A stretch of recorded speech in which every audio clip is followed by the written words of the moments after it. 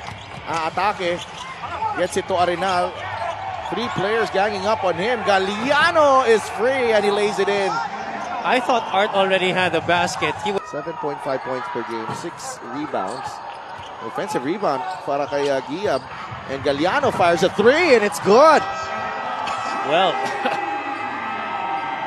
you know what's crazy about the last 2 sequences or the last few minutes of this game? Pake sa gitna. Olegario trying to sneak in that layup. Galliano is there for the putback. Roca Curva has to do a better job. Galliano will attack. Contact there and he puts it in off the glass. And just when Binyan has threatened to extend the lead, Galliano making a play once again para dito sa Ilagan. That's nice concentration after the contact. There's Galliano. Pake si Josh.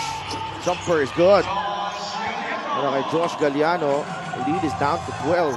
Binigay kay Art de la Cruz. Galliano drives and Galliano lays it in. Art de la Cruz to Galliano. Josh Galliano. This tip in is good para kay Josh Galliano.